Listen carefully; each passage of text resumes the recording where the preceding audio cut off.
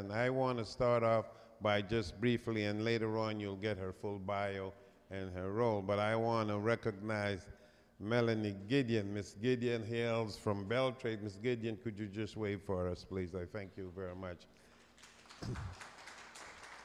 And then we have Miss Goff, Mrs. Goff, who hails from DFC. Thank you very much. And then we have Mr. Garcia, who also hails from DFC. Oh, that's what you call getting 2 for 1. We asked for Ms. Goff, and here along comes Mr. Garcia. We thank both of you for being with us. And we have at the table too, we have the 2 co-chairs. One, we have Miss Marva Lewis, and Miss Ursuline Brooks. And they will be co-chairing today's session. At this time, I would like to have Miss Marva Lewis come to the podium and introduce her first presenter. Miss Lewis.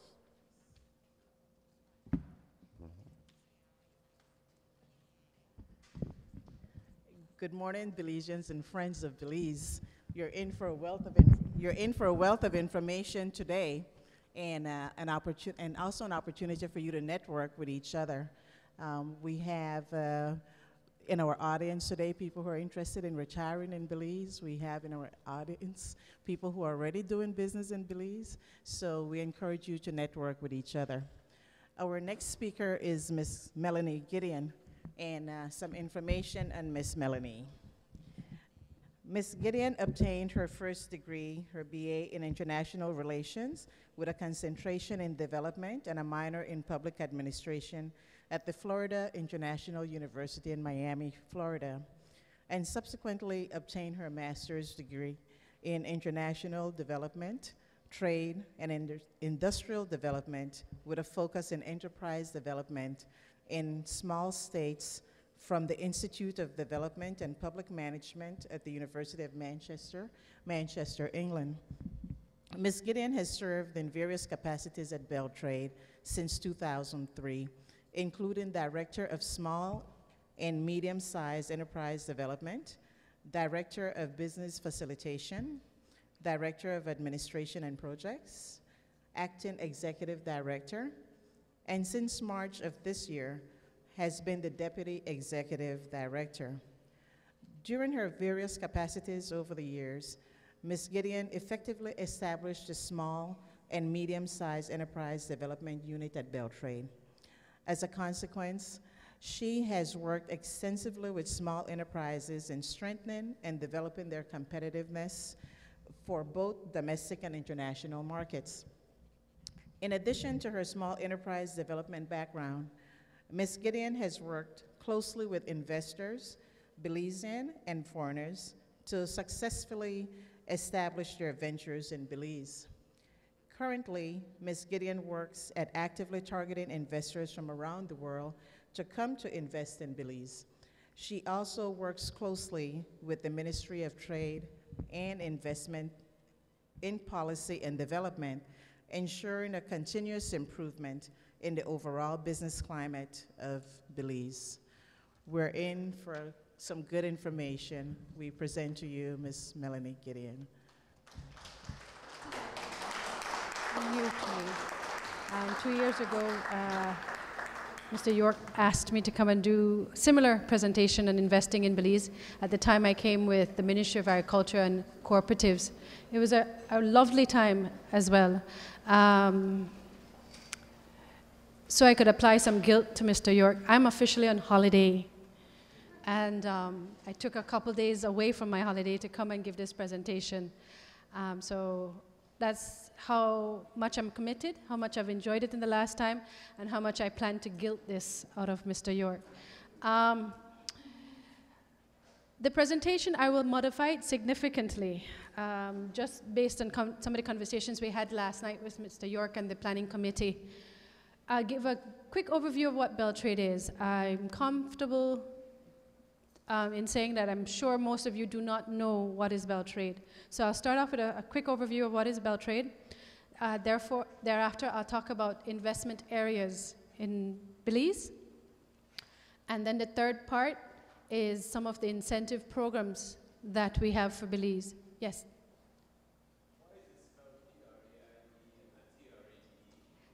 When I give you an overview with Beltraide, you will know. But thank you for noticing that. Thank you. Okay, very good question. It is Belize Trade and Investment Development Service. The I is for investment, okay? Beltraide was originally created in 99, and it was TIPS. I don't know if any of you would remember TIPS, Trade and Investment Promotion Service. It evolved shortly thereafter into Beltraide. The two mandates at the time were simple: getting Belizean exports out and in getting more investment into the country. In 2005, we had a third significant mandate attached to us: small enterprise development. That is what most of my background is when I started Beltraide. That's where I get most of my joy from. So in a nutshell, Beltraide has three functions that in most countries, each function has its own agency. So at Beltraide, a staff of 21, there's never a dull day. We come in every day with challenges, and the challenges just makes it all the more enjoyable going to work. We are a government agency underneath the Ministry of Trade and Investment. It's a long title: Trade and Investment, Private Sector Development, and Consumer Protection. I think I said everything. It's a relatively new ministry. Before we were underneath the Ministry of Economic Development. Simply again, we do basically a lot of things with enterprises, from a micro enterprise, and in Belize that's considered anything underneath 5 employees, to large investments, and that's anything over 200 employees, okay? Beltraide's mandate is we work with everybody, depending on what capacity.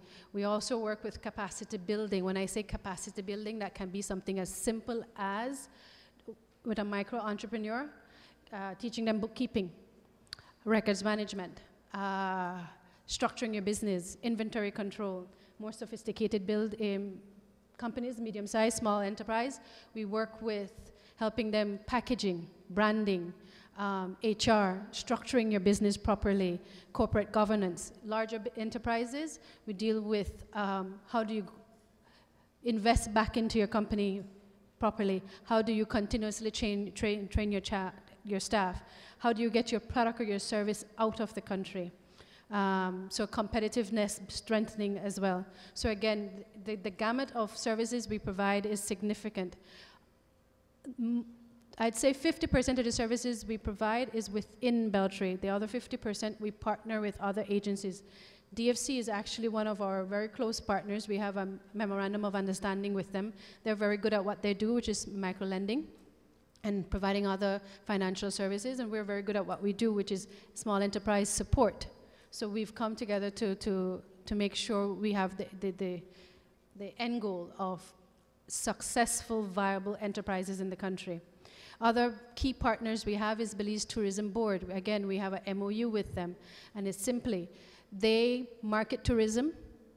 Beltraide promotes investment into tourism under the guidance of Belize Tourism Board. So they tell us where the investment should go. We find investor.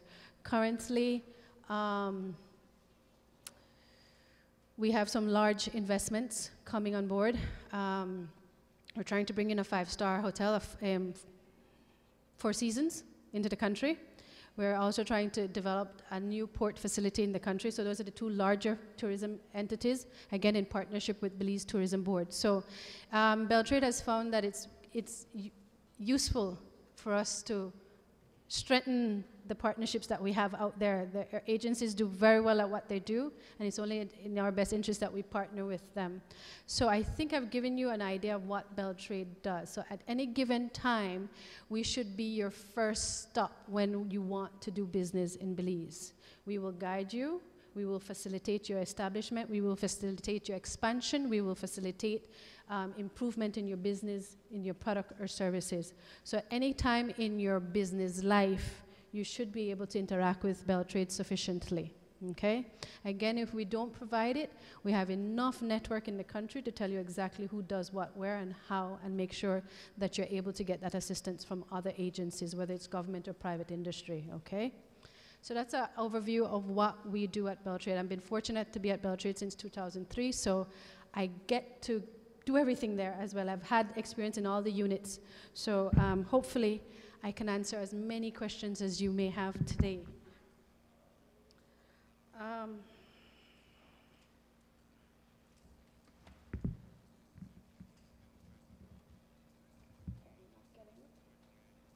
Okay. Perfect. Okay.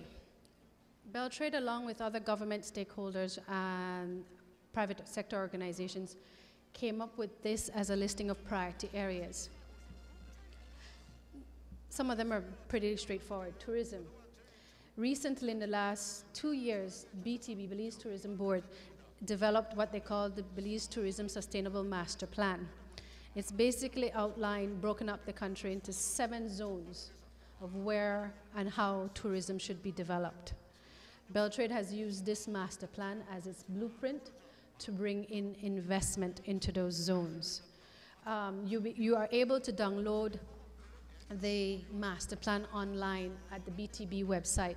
So again, if you are interested in doing investment in Belize, you're not sure what, there's one slide, there's one page in that. I'll probably come to it later. It's a map that shows Belize, and it breaks up the country into zones and tells you exactly what they think tourism should look like. And when I use the word tourism, I'm referring to hotels, bed and breakfast, recreation activities, support infrastructure, and the like, okay? So there's something for every investor, from a small investor to a large investor, in the master plan development, okay? So for example, what does Beltraide do? Again, the luxury hotel, the master plan says that they want more luxury hotels in Belize. Let me rephrase that, luxury international brand. We have lots of luxury hotels in Belize. Chaw Creek, everybody knows that.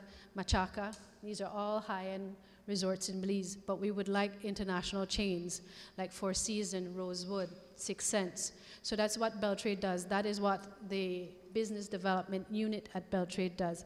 We identify the investor and we invite them to Belize. Currently, we just completed an investment, we call them investment missions. So that means that a cruise ship investor, one of the larger cruise ships, was in Belize this week looking at facilities, looking at areas. We were showcasing them areas of where they can do their multi-million-dollar investment in Belize. So again, that is what we do, and that's how we work with BTB to achieve further investment gains in tourism.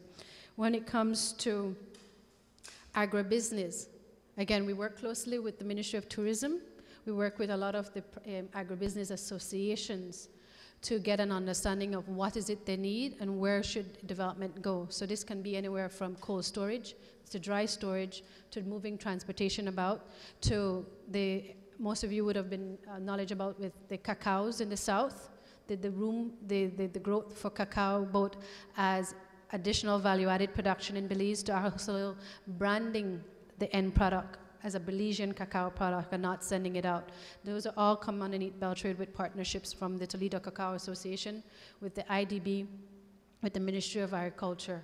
Other ventures that we look at agriculture is aquaculture. I was just sharing with the committee last night. Belize is no longer looking at just exporting the famous shrimps and the lobsters and the fish. We're looking at growing blue crab, having blue crab farms in Belize, sea cucumber farms in Belize. So very untraditional seafood that we're not known for domestically is being expanding in the country.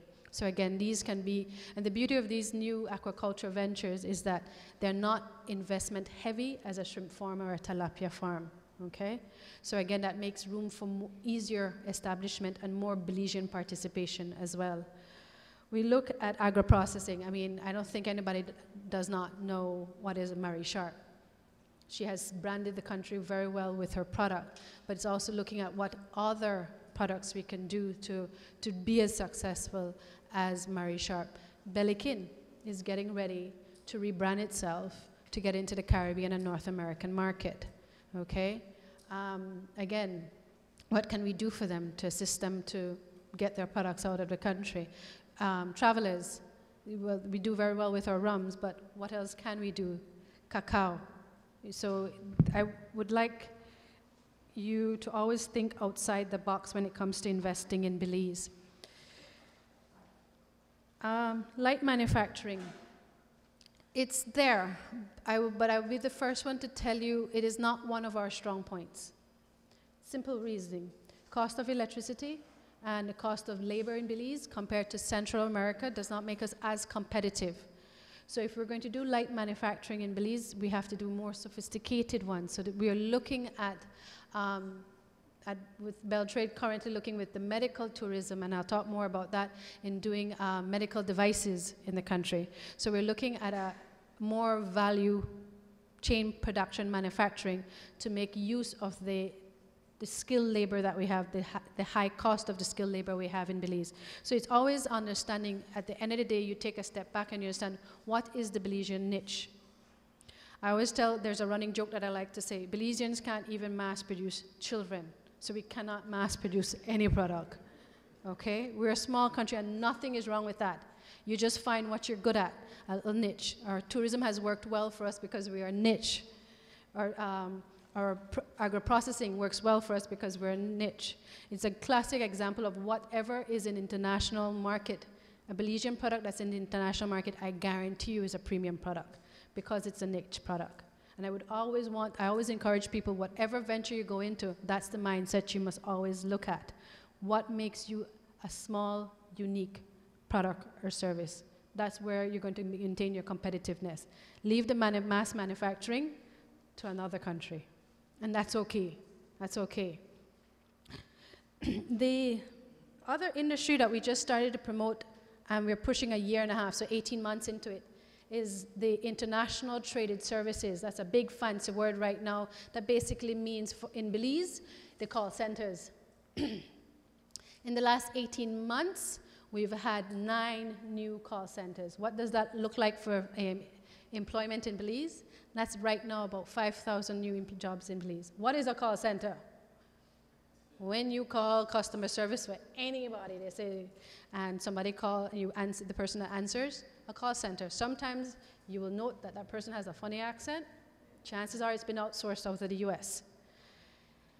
The beauty of it in Belize, short trip from the US. So the reason it's been growing is that a lot of the people who have call centers in Asia, China, India in particular, or in South America would like it to be closer to home because they're just tired of the commuting back and forth.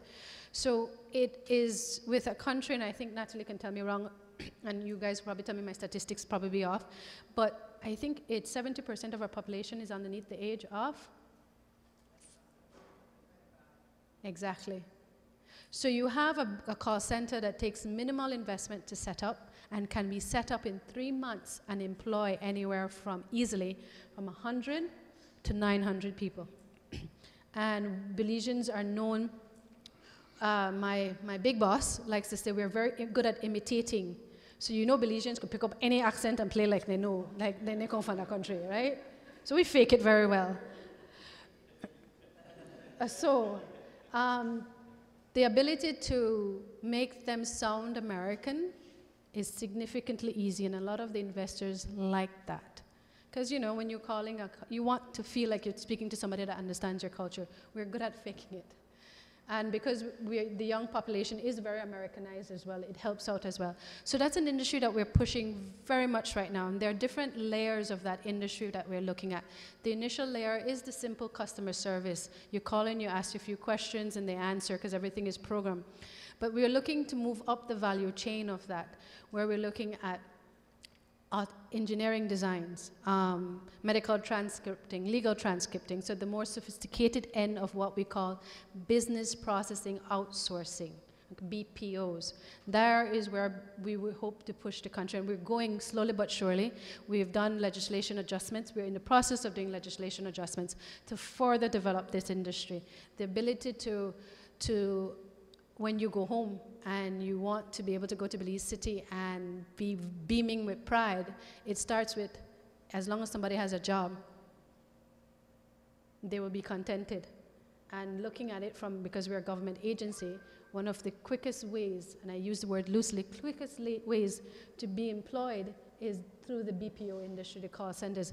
Belizean youth love it, simply because you sit in an AC room and you go and you work 8-hour shifts and you get very good pay for Belizean standard for being a high school graduate or a sixth former. So a lot of sixth formers do it as a job to help them fund their own schooling. So the potential for the BPO industry to expand is great, because we've only taxed 5,000 and a population with 70% of the youth, the population is under 25. You know, we got people.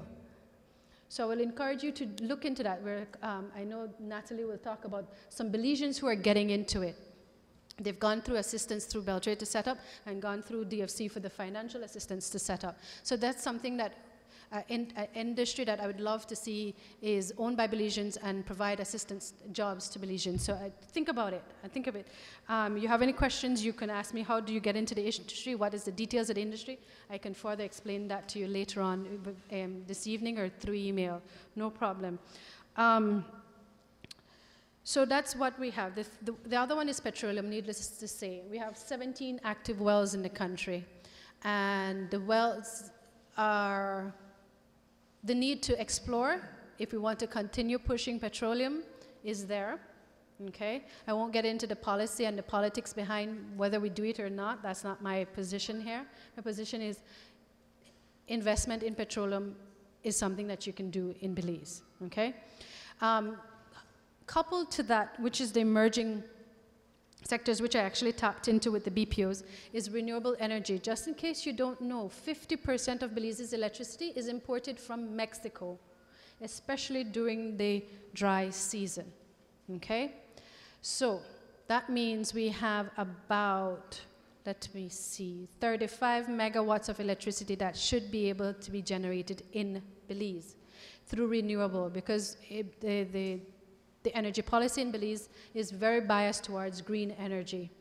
There's room for hydro growth, and what I like with hydro as well, hydro can be anywhere from a micro facility, which is 0.5 of a megawatt, to 1 megawatt. The investment size is not as large, and it's once the facility is up and running, you get your returns back pretty easily.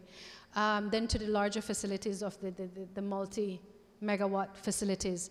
You have wind farm studies are starting to look at wind farms in the Baldemican region, which is Mountain Pine Ridge, and also behind islands off the coast of Belize.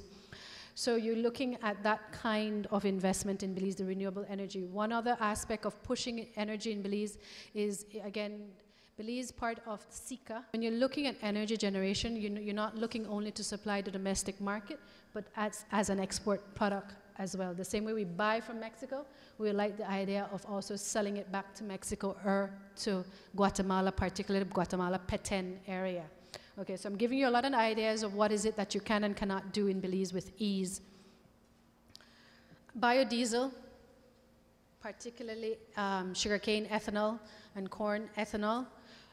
Beltraide, with the Ministry of Agriculture, is working to establish a second sugar mill with a Spanish company that will produce, I can't remember how many tons a year, but we'll be employing 700 Belizeans. Everything goes well, that comes online in 2 years' time. So we'll be exporting more sugar into Northern Europe and also producing the excess sugar into ethanol, whether it's for domestic in production or for export. So I will say, being at Beltraide, I'm privy to a lot of very dynamic things that make me beam with excitement, because a lot of big projects, little projects are coming online. And I'm glad to know that I'm there to help that along. And I want you to also see that, again, the opportunities for you are there as well. With the sugar facility, yes, you may not invest in the sugar facility, but you can invest in the sugar plantations to supply the factory with sugar. I mean, there are different things, support services as well to all these industries. If hotels go up, who is going to, anywhere from the interior decorating to the cleaning to providing the food that's on the table, from the vegetables to the meat, all of that are support industries that you can look into. And all of them, because if we're pushing high-end tourism in Belize, the guest wants a high-end product at their table. So when I'm talking about a specific industry, I always want you to think too, how you can support that industry as well, okay? I won't go into the advantages because I think this is a generic presentation we give to investment conferences. All of you Belizeans, you can know what is our advantages of being in Belize, from English primary language to multilingual, to the ability to take your earnings, profits out of the country, to be able to know that at the end of the day you have one of the most stable governments in the region. Easy, an abundance of labor. If nothing else, we have that. So it's looking at that and understanding that and I think Natalie, again, when she talks about it, Belize is ripe for explosion, not even ripe for juiciness, just explosion. A lot of things have lined up for so much to be done in Belize at various scales as well. When I go further in doing business in Belize, doing business in Belize is no less difficult or easier than doing business in any other country. You just need to know what you need to do and when to do it and how to do it. And that's where Beltraide comes in and other support organizations, because there are rules and regulations in every country on how to do business. So it's just understanding what those are. Some of them are easier to do in Belize, some of them may require extra steps, but as long as you know what the steps are, that minimizes your frustration, okay? Let me see, can we go to slide 10?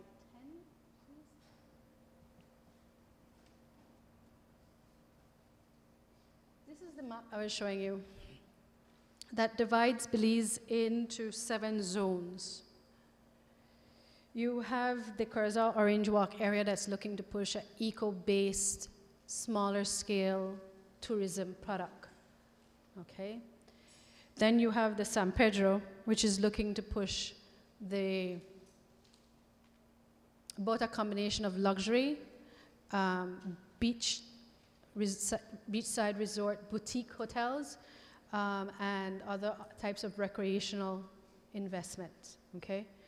You have, let me see, the Belize City, the Belize District that's looking for eco parks, business tourism, particularly for Belize City, convention centers, business hotels. We want to be able to host regional events in Belize easily, okay? And we would like to have that facility to be either in Belize City or San Pedro or in the western San Ignacio, okay? In Belize City, we're looking at port facilities as well, upgrading the airport facility as well. Cayo, jungle lodges as usual, what you call adventure tourism as well, pushing that. There is a concept of creating a satellite tourist village in the Maya Mountains, where we using government land to exactly that, build from scratch a tourism town that can take you into all the nooks and crannies of what the Mountain Pine Ridge area has to offer.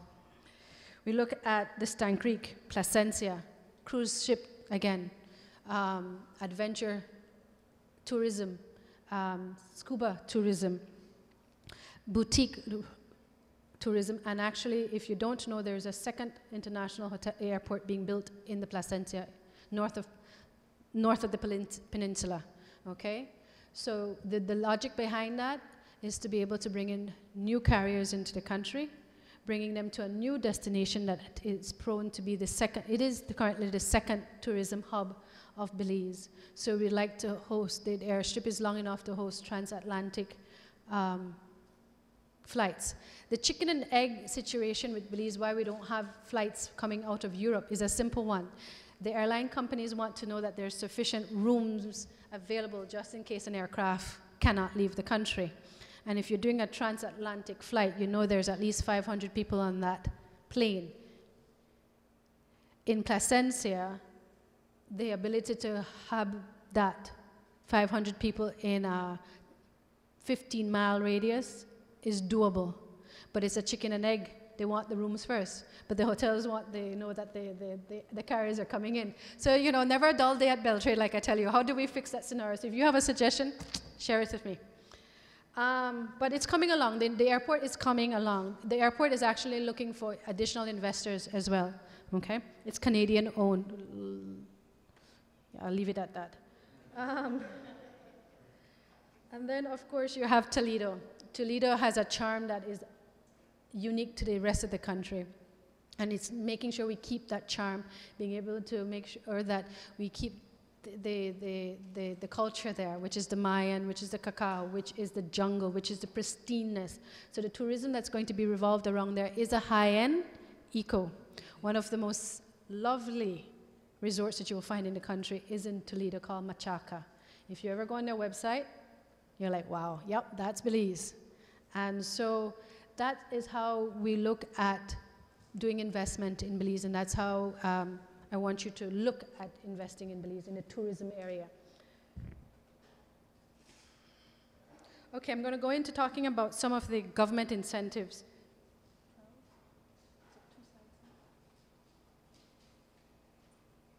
So after I've whet your appetite of all the things that you can possibly do in Belize, I'm going to show you how you can go about it, some of the incentives. I'm going to talk about only 3 out of the 6. The fiscal incentive, which is administered by Beltraide. The export processing zone, which is administered by our parent Ministry of Trade and Investment. And the third one, which is administered, which is a qualified retirement persons, which is administered by the Belize Tourism Board. Okay? For our purposes, those 3 are the ones most relevant to this audience. Fiscal incentive basically says that if you would like to establish a business, next slide, let me see if I can be good at this and prove myself worthy. It's, as long as you have a genuine investment, a viable one, you should be able to come through the program. Don't worry, there are caveats. Some enterprises are not allowable underneath the program, but most are, and I'll tell you what those are. The beauty of this fiscal incentive is if you're approved, you're able to get duty exemption on almost anything you need to establish your business. And so let's look at the categories. Building materials and supplies, that's your cement, your steel. That is your windows. Well, that comes underneath furniture and fittings, your roofing, your flooring, you know, whatever it is that you need to establish the physical structure of the building.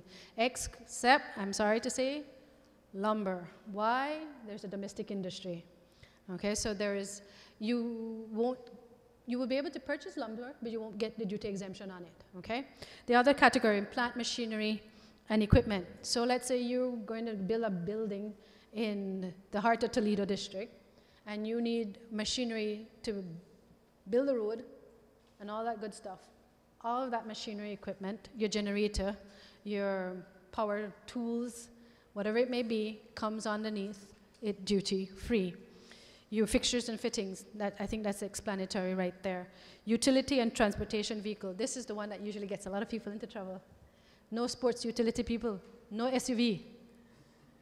The whole purpose of this category is for you to move your goods and your employees or your guests about, not to move your manager about, not to move the owner about. Okay? So a utility vehicle and a transportation vehicles are allowed. Okay? What do I mean from that? Actually, SUVs are allowed, but it's for specific purposes, okay? Tour companies are allowed to have SUVs for obvious reasons, and auto rentals are allowed to have SUVs. Every other venture, you should be able to move your goods about in proper utility trucks, tandem trucks, pickup trucks, whatever, vans, minivans, minibuses, whatever the like is. Raw materials, if you're manufacturing, so you need your raw materials from your from your bottles to the syrup to the packaging. You know, whatever it is that you need to make your product, you'll be able to bring in. The office equipment and appliances. So this is what all you can benefit underneath this program if you want to establish your business in Belize. Now, who qualifies? The business must be registered in Belize. That's not a difficult concept, right? Register your business in Belize, easy one. We're known to be one of the easiest countries in the world to register, set up a business in Belize. Takes no more than 5 days, depending on what you want to do. And the activities that are allowed underneath this concession, the fiscal incentive. As you can see, it's a pretty good listing almost anything. I have to tell you, no arms, no guns. We've had that before, you know. None of that, you know. So it doesn't allow for retail services nor wholesale services.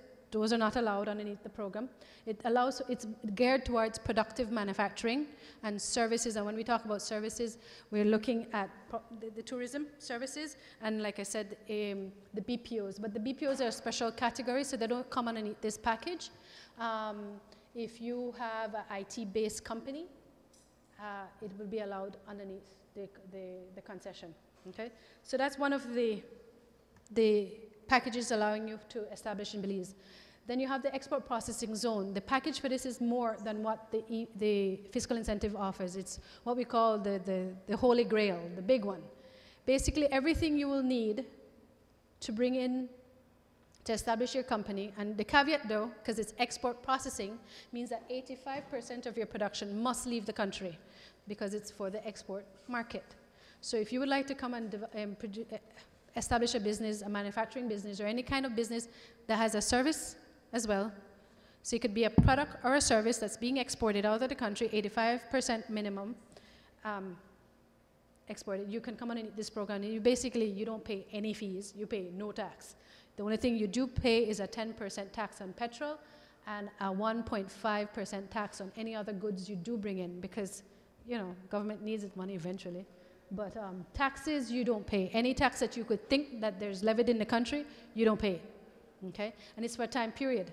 From anywhere from 10 to 20 years, you will have this benefit package. So the export processing, the BPOs, the call centers, they come underneath this. Why? Anybody guess why they come underneath the export processing zone? Why a call center will be deemed an export processing zone? Yeah, the service is exported back. It's a foreigner calling into the country, and you're technically giving the service to an external customer, okay? So those kind of services, so a BPO, or if you decide to do an internet-based company, but the primary beneficiary is an external source, then it could come underneath the export processing zone, okay? Now, you have different kinds of zones. You don't have to be in a design like the famous Data Pro. If anybody knows the Data Pro, you don't have to be in that zone. You could have a special zone, which basically means the building that you're in is the zone. No other building can be established in that facility, only your company. So you will have a special classification, which is a special EPZ.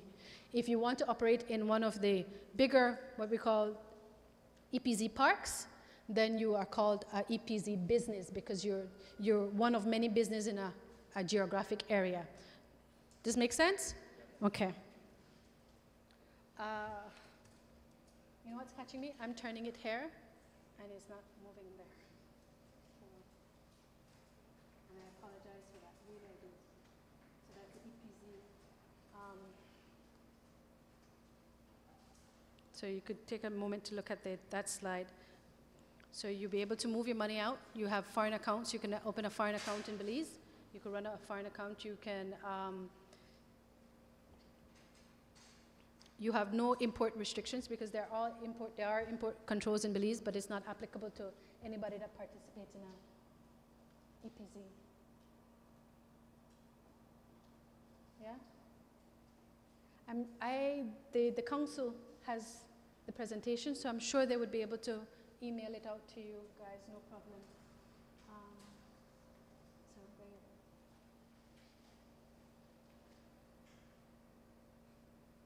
Okay. I think we have the slides. So the retirement program, we like to use this as an incentive tool as well. Even, yes, you're Belizean and you can benefit underneath this program. The program does not bias on the nationality. It only says that if you intend to retire in Belize, and you are 45 years old and you want to retire, and you can show proof of funds of $2,000 a month, you can go and retire in Belize. What does that mean? You can set up shop. You could set up a home, in Belize. You can purchase a home, not pay the relevant taxes. You can bring in your personal effects to establish that home. That includes an aircraft, a boat, a vehicle. You may set it up, and you can bring your dependents as well. Now, the reason we like to push this as an incentive tool, the legislation that this governs this states clearly, you may not work because you're retired. Doesn't say anything about you not owning a company, though. So you can come and have your home as inexpensive as you can to bring it to Belize, and you can own a business. You just can't be working there 8 to 5. And then when you own and establish your business, you have the two other the incentive programs to establish it under.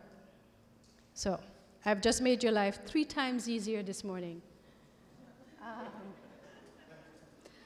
So that is one of the things. So let's. So again, you don't pay income tax in Belize once you retire. So all the monies you're making, because you're retired, so we're assuming that you're either making your money outside of Belize, or if you own a business in Belize, you won't be paying any taxes on that on your personal income. Okay?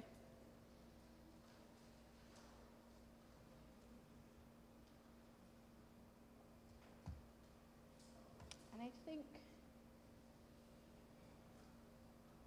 that's it for me. I will pass out my business card.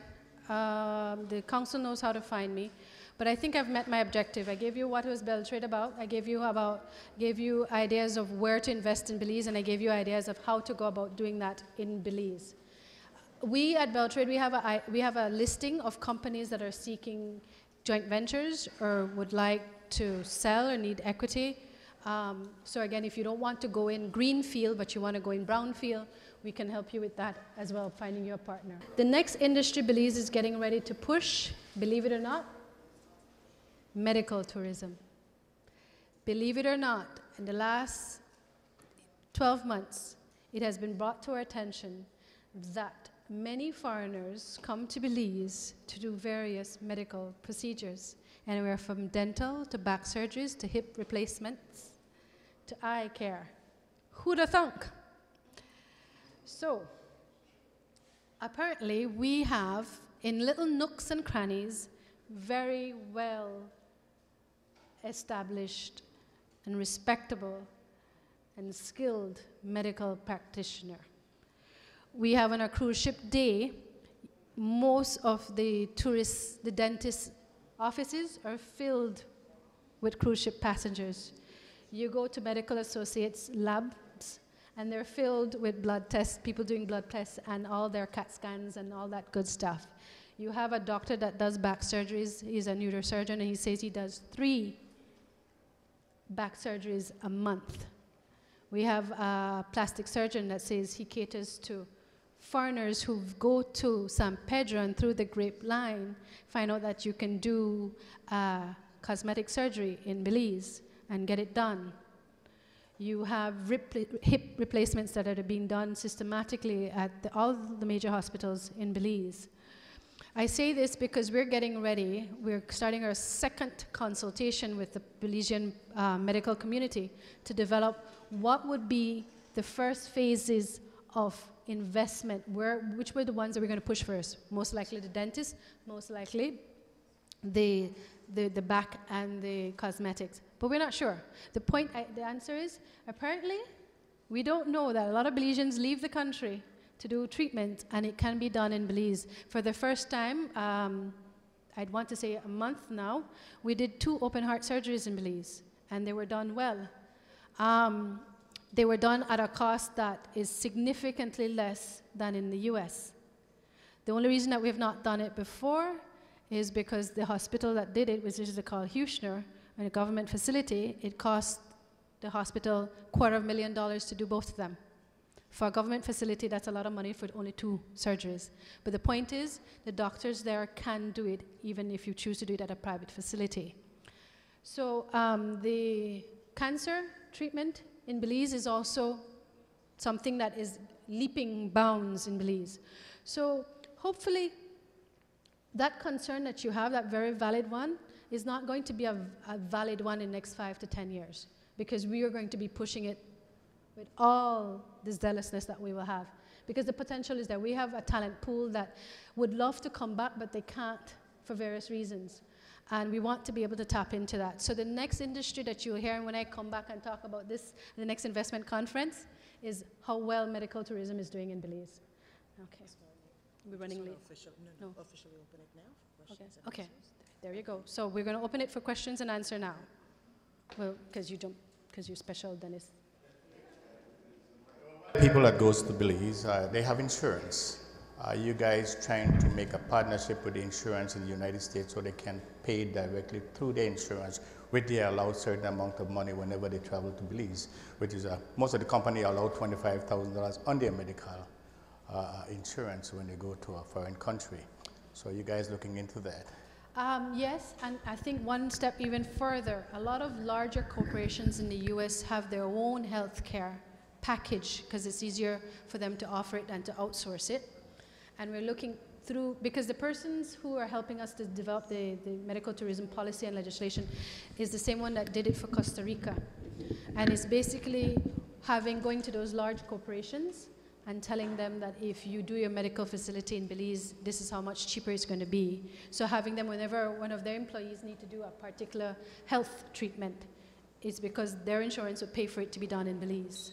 So yes, we're looking at all of this. I will tell you, I have no shame in saying this whole industry is brand spanking new for me, and it has been a beautiful learning curve, making me beam with pride again.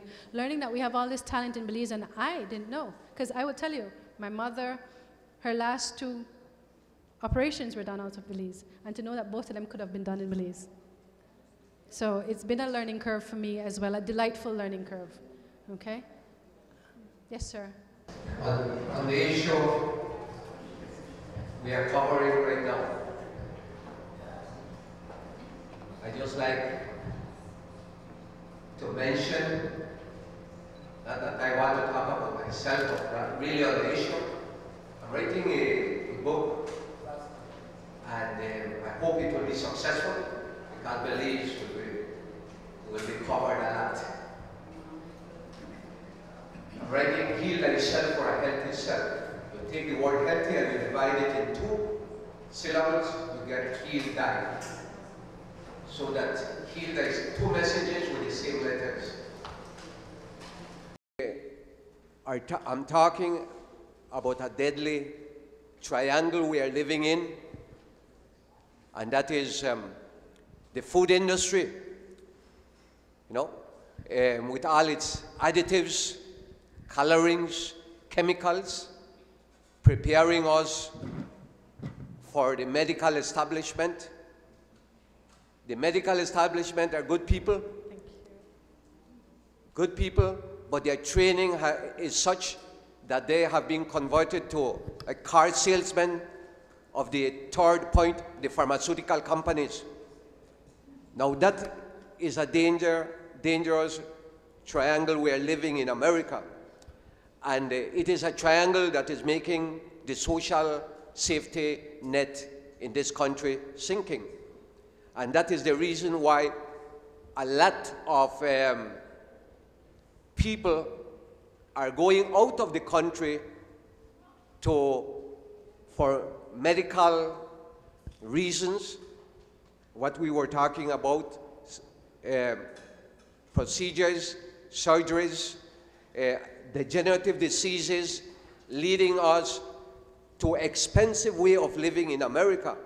And that is where I see that Belize comes into the picture. Because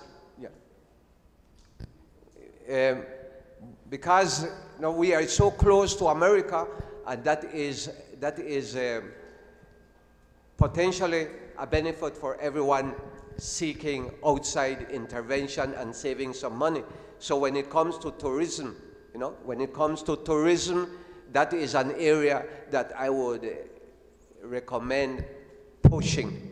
Thank you. Thank you.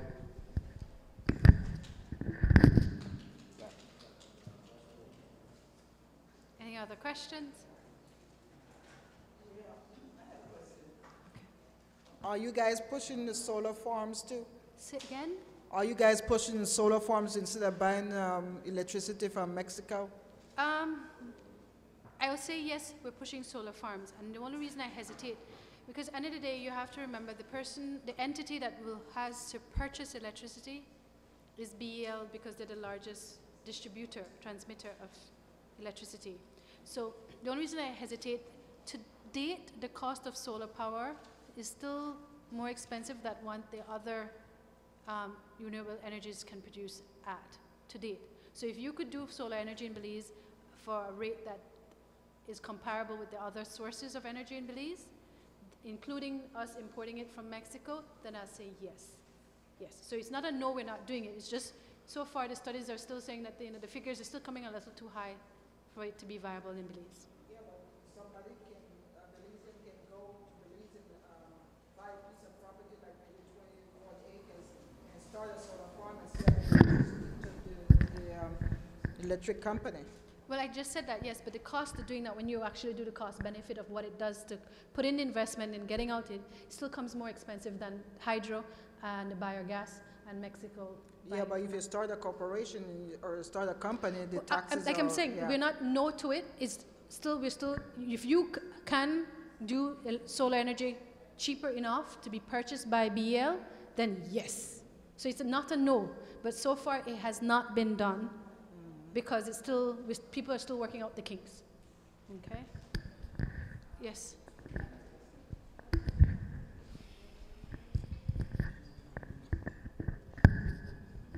Okay, you mentioned that all companies, or anyone who wants to start a company, their first stop is Beltraide. Yes, we like so, do you, at that time, let's say if a person wants to start a business that you, the company, that is, does not see it as productive, as beneficial to the country, would you at that point advise them? And that's one question. And how does the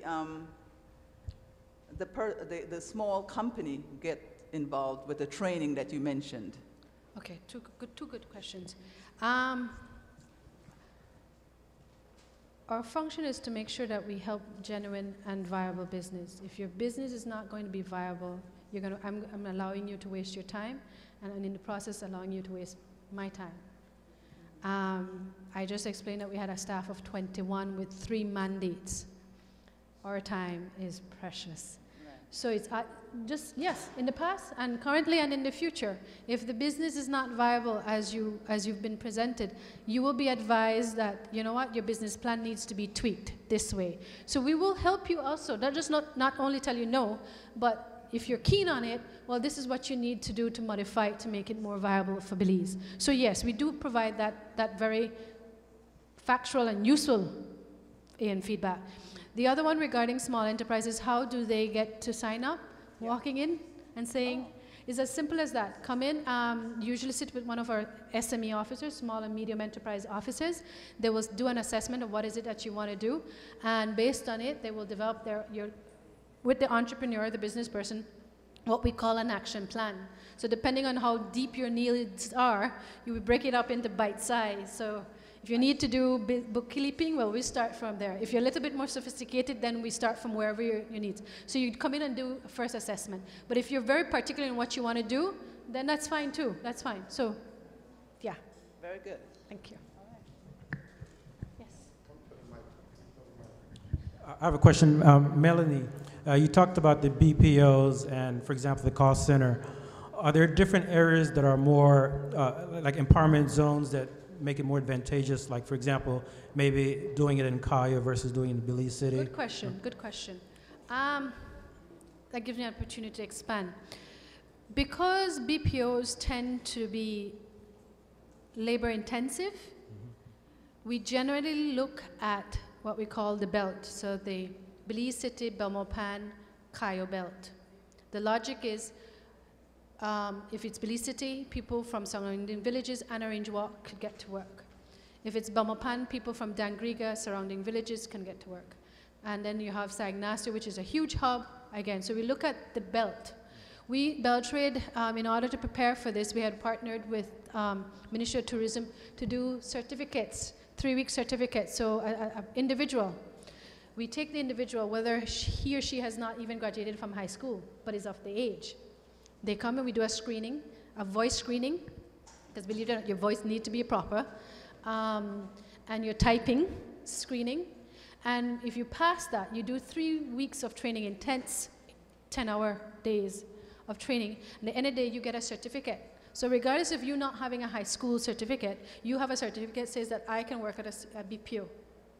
We've done this training. We're on our 3rd series. We never intended to do it that way, but the demand was there because I've just given somebody that does not have a high school certificate an employment skill card that says, I can work there. So one of the other areas, because of BPOs, and BPOs, they tend to expand quickly. They come and test the market, so there'll be 50 to 90 employees. If life is good, within 3 months, they will mushroom up to 300 people. So you have, our problem at Beltraide is finding appropriate buildings for them. Real estate, commercial buildings, hint, hint, hint, hint.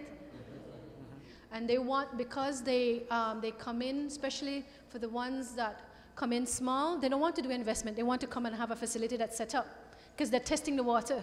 And if life is good, they will go on. Most of the businesses have done that way where they have purchased buildings. They come test the water, life is good, and next thing you know, they're buying a 6-story building. You know?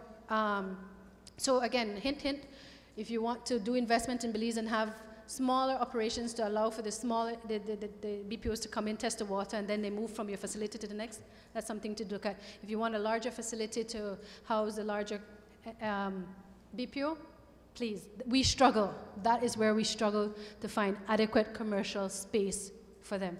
And they're looking for sizable structures. So, yes, sir. Yes, we're queue. What? I got a queue. I got a line.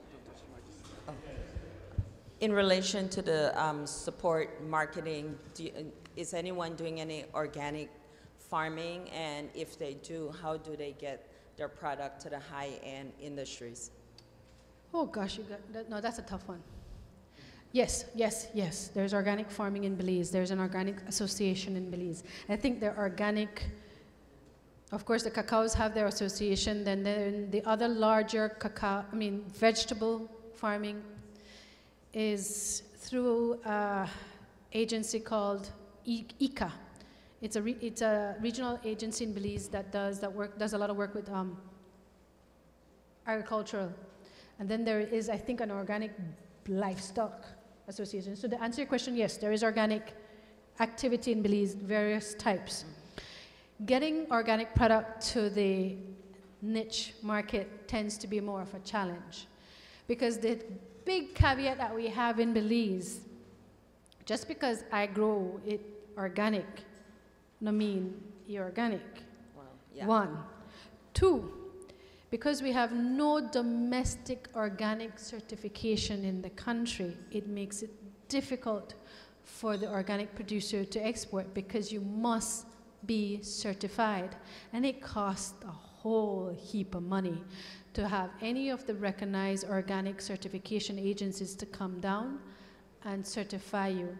And the sad thing about it is that you've spent years doing it a certain way. And you know what? It's probably correct. Because you've not documented it, certification proves difficult because you have to make sure that the soil that you started off with was organic, okay? So if you have no documentations to say that, and you've been doing this for the last 10 years, so there's a lot of obstacles there. And I would say Beltraide does not involve itself much just because there are 2 other agencies that are better equipped to deal with that, and that is both the Ministry of Agriculture and this agency that I just called you, AICA. AICA is, again, a Central American, an American, oh Lord, integration, all these Spanish acronyms. It's for agricultural research, it's agricultural research and development underneath the OAS. Institute, and there's one in every country. Belize has one. So they provide a lot of technical assistance to farmers, and in this, they're better equipped at organic. So I cannot adequately answer that question just because it's well beyond my domain at Beltraide. But to say yes, and I know that's one of the obstacles that we're trying to figure out how to solve in Belize. The Cacao Association lucked out because from the very get-go they had international assistance. The other producers have not been that fortunate. So there's no Belizeans associated with organic farming at this time? Well, there are, but I'm saying that domestically you can get off with saying you're organic, okay? Domestic market will say, you say it's organic, I believe you, I buy your product. But if I'm trying to export it though, I can't take you at faith. It has to require a documented certification, and that's where the problem comes. So how can Beltraide be involved? I'm not sure. Can we be involved right now? I'm not sure either. Just for the fact that there's so much on our plate, I don't know if we can realistically go there and be of any true assistance in helping them overcome that obstacle. Okay, but I'll look into it for you just because that's a good question. All right, thanks. Okay, yes, Natalie.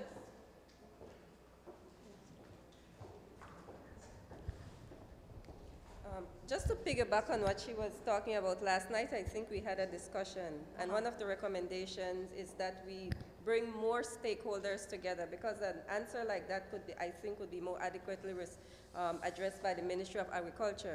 As you say, the ministry, and I don't know if it can be held in Belize or it can be held here, where you bring a larger number of stakeholders together to address your questions. One of the things I would like to say here today is that I don't think we'll get any solutions today. This is a discussion. This is where we start. It's not the first, it won't be the last, but let it be the most effective. And so if we can go on from here, somebody should be taking down some of the queries that you have and bringing them together, and we go on from there. But I'm sure the Ministry of Agriculture, I know we've given loans for organic at the DFC, but we don't know about the marketing. That is how the project will be successful. Yeah. Yes. Good morning. My name is Julie Passos. I'm a prospective retiree with my husband. And my two concerns, or I should say our two concerns, are medical care and basic safety. And I don't mean killed by a jaguar. I mean, my husband reads Channel 7 news every morning. And he says, oh my gosh, this business has been robbed. This owner has been killed. And a jaguar has been killed. He's terrified of his own country. He says, you're crazy to want to go there and live. And I'm saying, well, I'm not afraid, but he said, I'm really genuinely afraid. And then for medical care, I'm a recent retired teacher, only to find out that 2010 was the cutoff date for retirees to live abroad and have medical care. So is it safe to live there? Two good questions. I'll start with the easy one. Is it safe to live in Belize? I, too, once in a while, read Belizean publications, and I think it comes down to a simple concept of responsibility of the media. If I didn't live in Belize, yes, I'd be terrified, because 90% of all our publications talk about crime. It's the easiest thing to write about. It's the easiest thing to write about. I live in Belize City. Last night we spoke about it. Every city in the world, and I have been blessed to travel extensively. There's the good end, the dodgy end, the things you don't do, and the things that stupid people do that get themselves into trouble.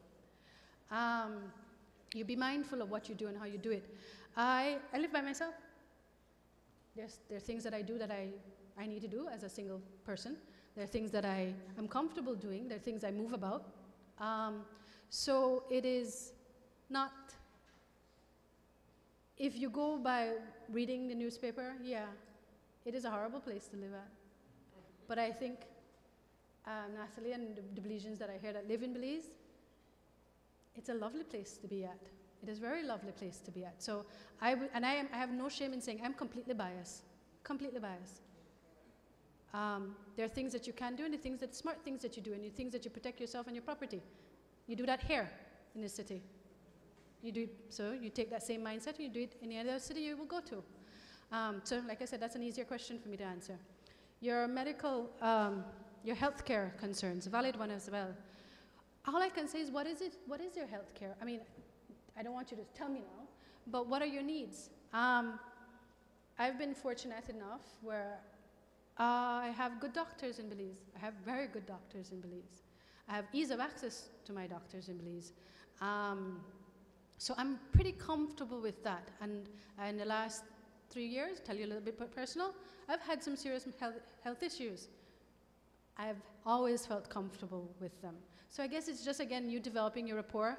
I told you the whole idea of medical tourism as a surprise in Belize as well. Clearly, we have good doctors. We have dedicated doctors. It's just, unfortunately, you will be like any product or services, you will need to go find them. Okay? I hope I answered that. Thank you very much. Yes. First of all, I'd like to thank Ms. Gideon. She comes to us with a wealth of information. I'd like to give her a hand for that.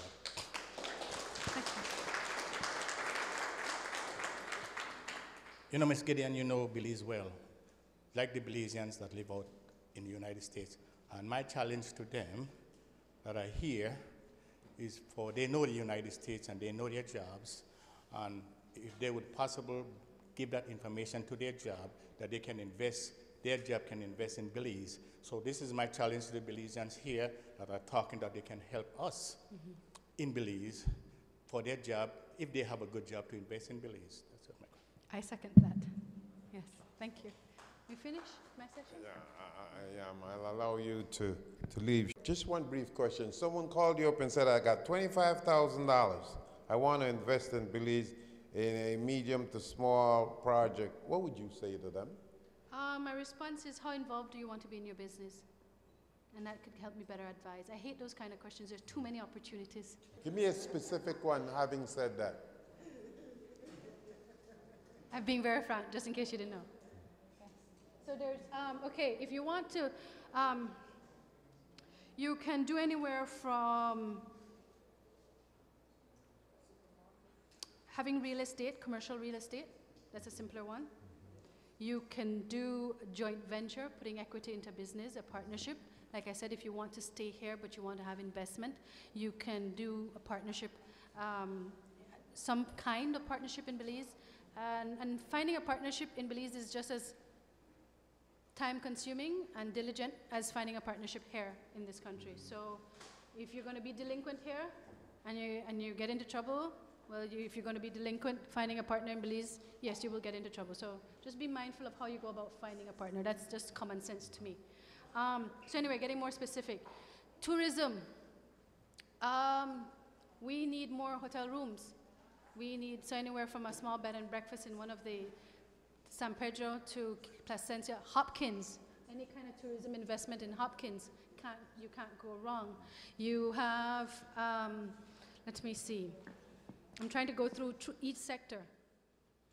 With the commercial facilities in Belize City, you will tap into the services that we're trying to push, the various services we're going to try to push. If you're going to do agriculture, I'd say probably the cacao industry is one of your better bet because the potential there is significant. It's a product that does a lot of self-branding already because of how good the product is. If you're going to look at energy, the $25,000,